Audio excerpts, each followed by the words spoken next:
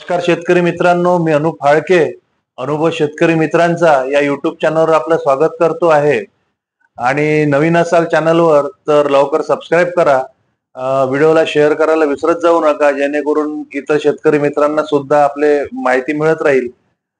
चॅनलला लाईक करत राहा, शेअर करत राहा. आणि परत एकदा विनंती करतो आहे की गावरान गाय सगळे एक एक शेतकरी पोसा, जेणेकरून आपल्याला शेती उपयोगासाठी दूध, दही, ताक, गोमूत्र आणि घरच्या उपयोगासाठी सुद्धा शुद्ध आपल्याला मिळेल. एक गावरान गाय पोसा आणि तिची सेवा करा. आणि व्हिडिओला सुरुवात करतोय.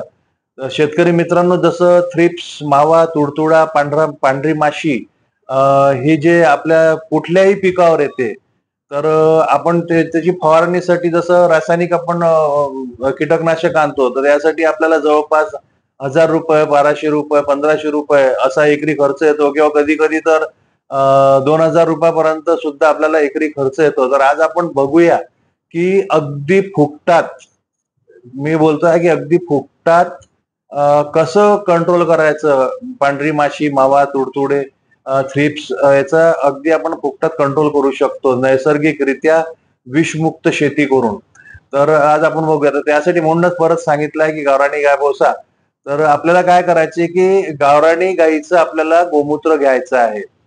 तर गावरानी गाईचं गोमूत्र किती घ्यायचं आहे, तर 15 लिटरच्या पंपात आपल्याला 15 मिली गावरानी गाईचं गोमूत्र घ्यायचं आहे. आणि जसं तुमच्याकडे जर गावरान गाय नसेल, तर तुम्ही होलिस्टन गाईचं किंवा जर्सी गाईचं किंवा म्हशीचं सुद्धा गोमूत्र वापरू शकता. पण त्याचं प्रमाण थोडं वेगळं राहील. होलिस्टन गाईचं, जर्सी गाईचं किंवा म्हशीचं आणि गावरान गाईच्या गोमूत्राचं प्रमाण वेगळं राहील. तर ते आपण पुढे बघूया की कसं कसं प्रमाण घ्यायचं आहे.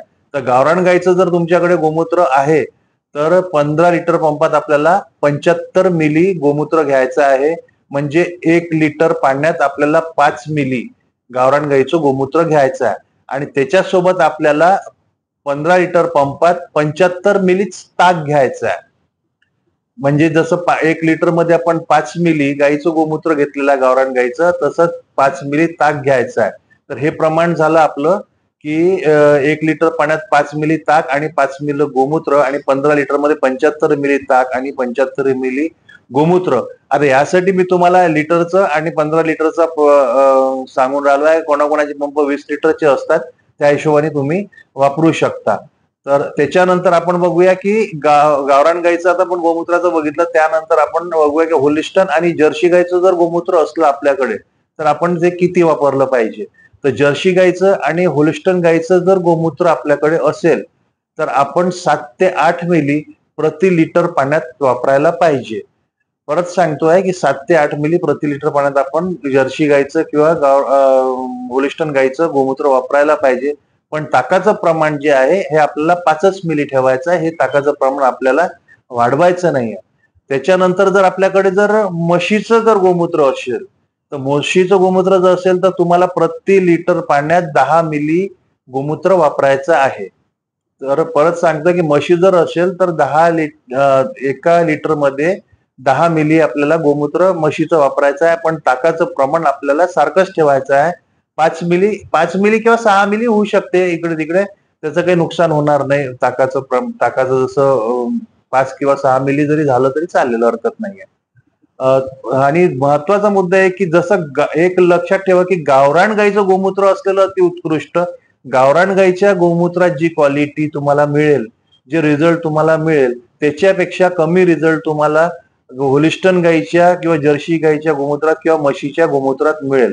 आता बरेच शेतकरी मित्रांचा हा प्रश्न असतो की आपल्याला याचे रिझल्ट किती दिवसात मिळेल. तर अवघ्या 3 ते 4 दिवसातच आपल्याला याचे रिझल्ट मिळेल. मावा, तुडतुडा, थ्रिप्स आणि पांढरी माशीसाठी अवघ्या बिलकुल 3-4 दिवसातच आपल्याला याचे रिझल्ट मिळतील.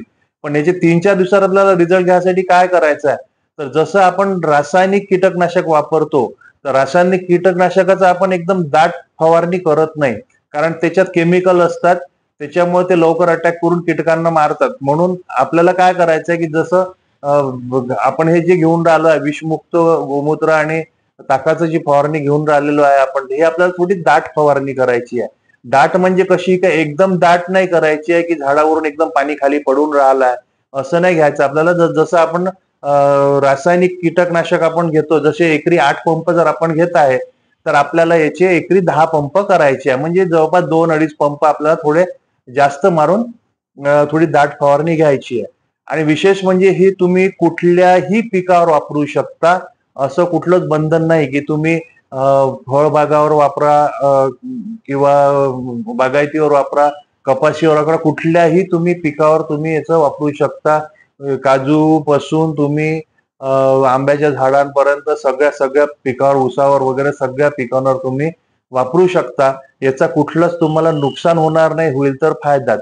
आता महत्वाचं म्हणजे की हे आपल्याला फक्त मावा, तुडतुडा, पांढरी माशी, थ्रिप्स हेच कंट्रोल करत नाही, तर त्याच्यात गोमूत्र असल्यामुळे हे टॉनिकचं सुद्धा काम करतं. तर तुम्हाला मागे जुन्या व्हिडिओत मी सांगितलं, तुम्ही आधीची व्हिडिओ बघू शकता की टॉनिक कसं गोमूत्र काम करतात, काय मायक्रोन्यूट्रंट आहे. तर आता सांगितलं तर बरंच व्हिडिओ लांबेल आणि बरेचसे शेतकरी मित्र मग व्हिडिओ लांबला की नाराज होतात. तर म्हणून हे गोमूत्र असल्यामुळे टॉनिकचं सुद्धा काम करतं, ग्रोथ प्रमोटरचं काम करतं आणि तुमच्या झाडाचं हरितद्रव्य वाढवतो, फोटोसिंथेसिस वाढवतो, झाडं हिरवं कंच ठेवण्यात मदत करते. आणि त्याच्या व्यतिरिक्त अजून एक फायदा याचा असा की बुरशीनाशकाचं सुद्धा हे काम करतं, कारण याच्या आतमध्ये ताक आहे. तर ताकाच्या विषयी पण मागे मी सांगितलं जुन्या व्हिडिओमध्ये की बुरशीनाशकाचं काम कसं करतं, तर ते तुम्ही आवर्जून बघा. याच्यात ताक असल्यामुळे बुरशीनाशकाचं सुद्धा काम करतो. परत एकदा सांगते की फवारणी थोडी दाट करा, जेणेकरून तुम्हाला 3 ते 4 दिवसातच तुम्हाला याचे रिझल्ट मिळतील. आणि तुमच्या जवळ सुद्धा काही असे अनुभव असतील तर कॉमेंटद्वारे नक्की कळवा. आपले अनुभव सुद्धा आम्ही शेतकरी मित्रांपर्यंत पोहोचवण्याचा प्रयत्न करू. आणि कॉमेंटद्वारे कळवा की तुम्हाला रिझल्ट कसे मिळाले. तुम्ही आधी वापरा, नंतर कॉमेंटद्वारे कळवा की तुम्हाला रिझल्ट कसे मिळालेले आहे याचे, किंवा तुम्ही आधी वापरलं असेल कधी तर त्याचे रिझल्ट तुम्हाला कसे मिळाले हे कॉमेंटद्वारे नक्की कळवा. परत एक वेळा विनंती करतोय, चॅनलला सबस्क्राईब करत चालला, नवीन मित्रांपर्यंत शेअर करा, व्हिडिओला लाईक करत जा, कॉमेंट करा. धन्यवाद.